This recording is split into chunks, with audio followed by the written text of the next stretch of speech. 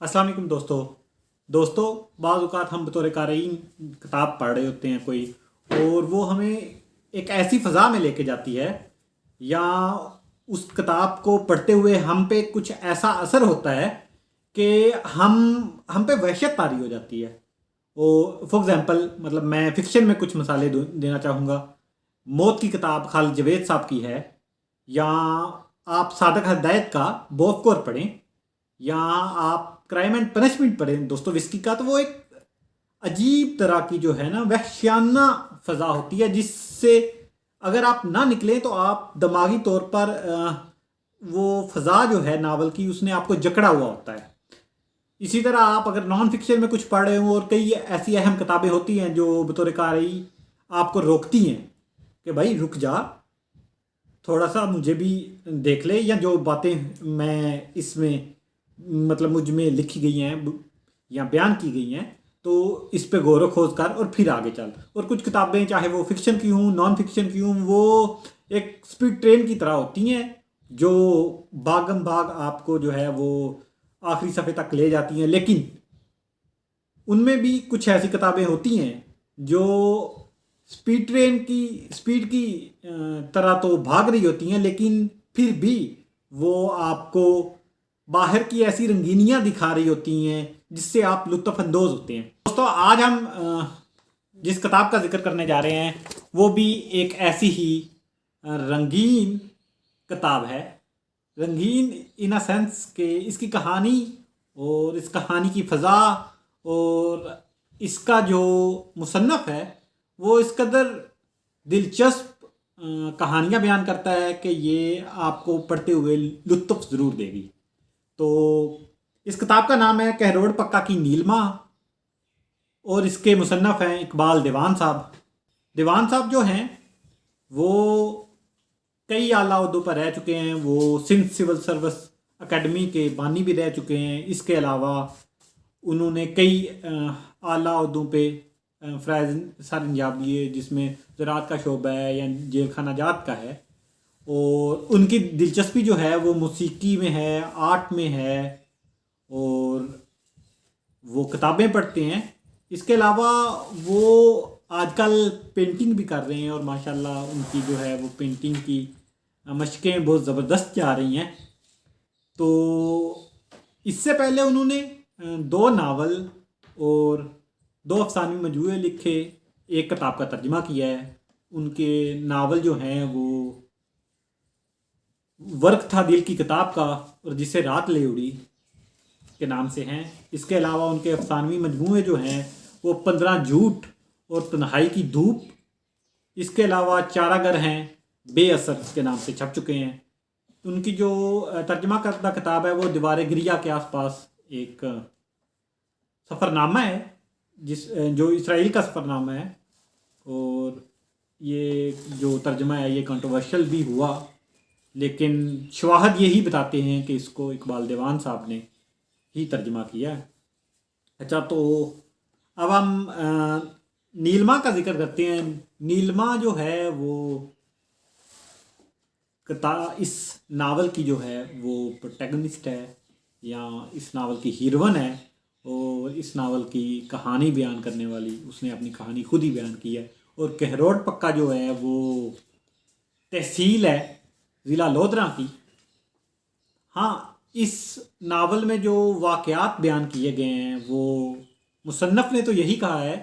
कि इसमें जो भी वाक़यात हैं या जिन ओहदों का सरकारी ओहदों का जिक्र किया गया है या जिन लोगों का जिक्र किया गया है वो सब फर्जी हैं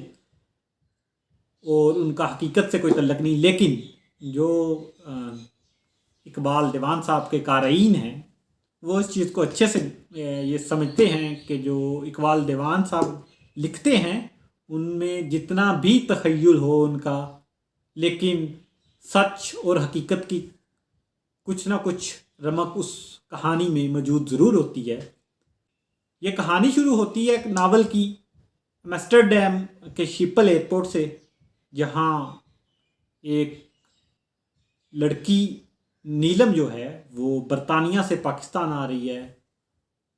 और एक्सीडेंटली जो है उसकी मुलाकात एक सिविल सर्वेंट آغا ارسلان سے ہوتی ہے، جو ایک خاص میٹنگ کے بعد پاکستان کا سفر کر رہا ہے، لیکن ان دونوں کی فلائٹ مس ہو جاتی ہے اور ان کو جو ہے وہ شیپل ایئرپورٹ میں رات گزارنی پڑتی ہے، اور یہاں سے ان دونوں کی یہ داستان شروع ہوتی ہے، جو تقریباً 90 صفحات پر تو اقبال دیوان صاحب کہانی بیان کر رہے ہیں، اور بطور مصنف وہی جو ہے وہ پس منظر بتا رہے ہیں، یا آغا ارسلان اور نیلم کی زندگیوں کی کہانی ہمارے سامنے کھول رہے ہیں کہ نیلم جو ہے وہ ایک نوجوان لڑکی ہے جس کا باپ جو ہے وہ کہ روڈ پکا میں کرنل ہے، اور اس نے اپنی بیٹی کی شادی برطانیہ میں سعید گیلانی سے کی ہے، لیکن ان کا نباہ نہیں ہوا، اور اب نیلما جو ہے وہ واپس پاکستان آ رہی ہے، یہاں آ کے وہ باپ کی جائیداد سنبھالے گی، اور آغا ارسلان جو ہے وہ ایک پاکستان سول سرونٹ ہے، اور اس کا جو جتنا بھی کردار ہے یا جو بھی اس کا حلیہ بیان کیا گیا ہے وہ، یا اس کا سوچ فہم یا کردار کو ڈیولپ کیا گیا ہے، وہ پراپر ایک پاکستانی سول سرونٹ کا ہے۔ اس کے علاوہ جو 110 صفحات سے لے کے باقی 270 صفحات تک کہانی نیلم بیان کرتی ہے۔ اچھا، اس میں ایک بہت دلچسپ یہ ہے کہ جب تک اقبال دیوان صاحب کہانی بیان کر رہے ہیں بطور مصنف، تو کہانی جو ہے وہ شیپل ایئرپورٹ پر رکی ہوتی ہے، اور 90 سے 110 کے درمیان جیسے ہی کہانی نیلم کے ہاتھ آتی ہے اور وہ کہتی ہے کہ میں خود کیوں نہ جو ہے اپنی کہانی بیان کروں، تو اس کے بعد جو ہے کہانی کو گویا پاؤں لگ جاتے ہیں، اور وہ ایک تکون میں بھاگتی ہے کہ جب شیپل سے ترکی پر پہنچتے ہیں تو ان کی محبت کی جو ہے وہ آغاز ہے، اور ترکی میں کونیا گھومنے کے بعد جب وہ اسلام آباد پہنچتے ہیں تو پھر کہانی کی سپیڈ کے ساتھ ساتھ واقعات کی ایسی تکون ہے جو لاہور، اسلام آباد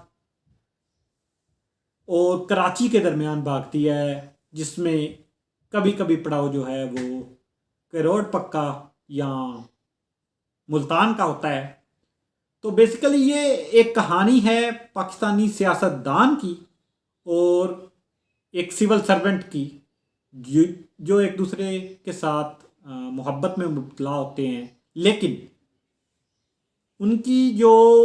بطور سیاست دان نفسیات ہے نیلما کی، یا بطور افیسر سول سرونٹ افیسر آغا ارسلان کی نفسیات ہے، وہ محبت کے باوجود وہیں قائم رہتی ہے، یا جو ان عہدوں کے ساتھ جڑنے کے بعد لوگوں کی کایا کلپ ہوتی ہے، یا دماغی طور پر، یا وہ ان کی سوچ جو ہے اس میں کچھ مخصوص چیزیں در آتی ہیں۔ تو اس کہانی میں بھی ان دونوں کرداروں کے ساتھ بھی وہی ہوا کہ نیلما ایک عام سی لڑکی جب کیروڑ پکا آتی ہے تو اس کے والد کی جو ہے وہ تعلقات کی بنا پر اس کو سیاست میں جو ہے انوالو کیا جاتا ہے، اور پھر وہ خواتین کی مخصوص نشست پہ قومی اسمبلی میں پہنچ جاتی ہیں اور کئی اہم وزارتیں انجوائے کرتی ہیں۔ تو اسی طرح آغا ارسلان جو ہے وہ محبت، آغاز میں تو محبت کرتا ہے، لیکن آہستہ آہستہ وہ جو ہے وہ نیلما کی سیاست سے فائدہ اٹھاتا ہے اور خود کو سفیر بناتا ہے، اور دیگر اعلیٰ عہدوں پر جو ہے وہ تعینات کرواتا ہے اس کی سفارش سے۔ ہاں، اقبال دیوان صاحب جو ہیں وہ ان کی ایک خاص بات یہ ہے کہ وہ بہت زیادہ مطالعہ کرتے ہیں، اور ان کا یہ مطالعہ ہی ان کی کہانیوں میں عیاں ہوتا ہے۔ ان کی جتنی بھی کہانیاں اب تک وہ مکسچر ہیں ان کے مطالعے اور ان کے مشاہدے اور ان کی سنی ہوئی کہانیاں، یا وہ واقعات جو انہوں نے دیکھے اور سنے ہیں، وہ اس کو اس طرح ایک مکسچر بناتے ہیں کہ آپ بور نہیں ہوتے، کہ اگر صرف اور صرف وہ اپنے مشاہدے کا ذکر کریں یا صرف اور صرف کہانی بیان کریں اور وہ ایک بہت سادہ سی کہانی ہو، تو قاری جو ہے وہ اپنے آپ کو کہانی کے ساتھ جوڑے نہیں رکھ سکتا. لیکن یہاں اگر آپ آغاز میں دیکھیں تو نیلما جو ہیں وہ اپنے اپر اس طرح چینج کر رہی ہیں جس طرح جو ہے وہ کسی انڈین فلم کی کوئی ہیروئن ہے جو گانے میں اپنے کپڑے چینج کر رہی ہے. اور دوسرا تفصیلات چیزوں کی اس طرح ہیں کہ آپ ان کی معلومات پہ رشک کرتے ہیں کہ کس طرح وہ اپنی پڑھی ہوئی کتابوں کو یا اپنی دیکھی ہوئی جگہوں کو یا جن چیزوں کے بارے میں ان کے پاس معلومات ہیں وہ اپنی کہانی میں شامل کرتے ہیں. تو نثر کی شوخی کے ساتھ ساتھ جب کہانی لاہور اسلام آباد سے نکل کر کونیا، ایمسٹرڈیم یا فرانس یا سوئٹزرلینڈ میں جاتی ہے تو آپ دیکھتے ہیں کہ کس طرح جو ہے وہ کہانی آگے بڑھ رہی ہے اور کہانی کے کردار جو ہیں، جو ظاہر ہے ایک سیاستدان ہے، ایک اعلیٰ عہدے کا آفیسر ہے یا کوئی تاجر یا کوئی دیگر اعلیٰ عہدیدار اس میں شامل ہوتے ہیں، تو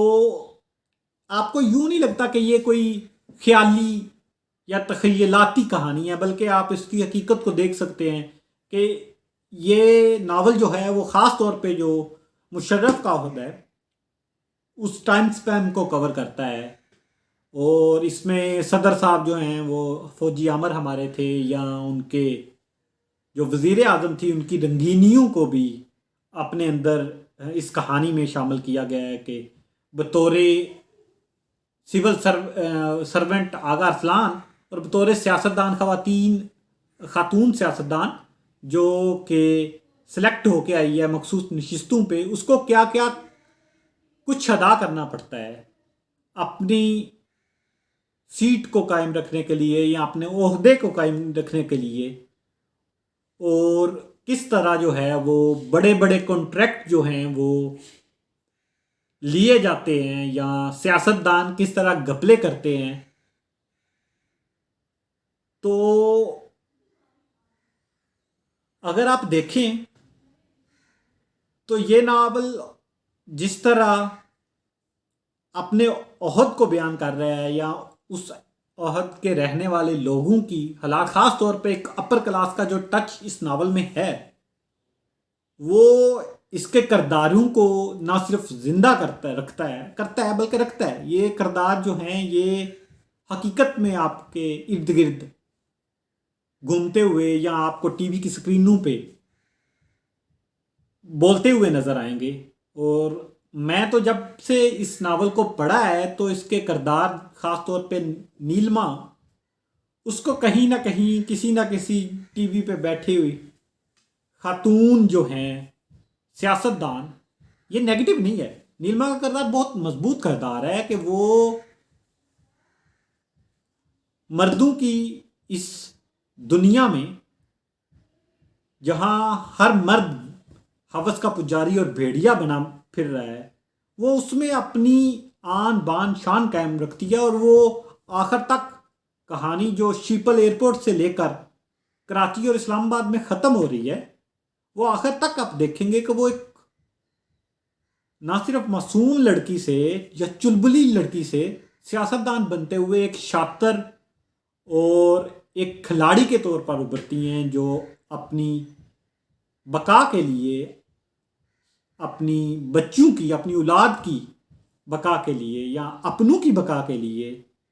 اپنی وہ ساری معصومیت کھو دیتی ہے، اور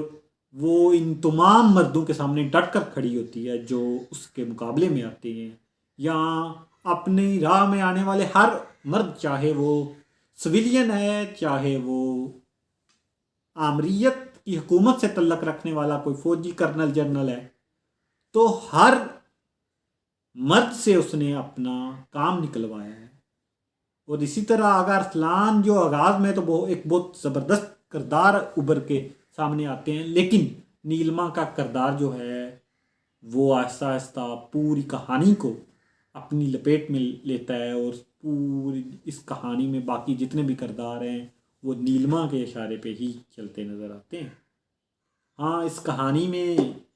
زراعت کے شعبے میں ہونے والی کچھ کرپشن کا ذکر کیا گیا ہے، جو کہ اس بات کا اشارہ کرتا ہے کہ دیوان صاحب جو ہیں انہوں نے اس کو صرف اور صرف تخیل پہ نہیں، بلکہ کیونکہ وہ سندھ میں زراعت کے شعبے میں اعلیٰ عہدوں پر رہ چکے ہیں تو انہوں نے واقعی جو ہے کچھ حقیقت بھی بیان کی ہے۔ تو دوستو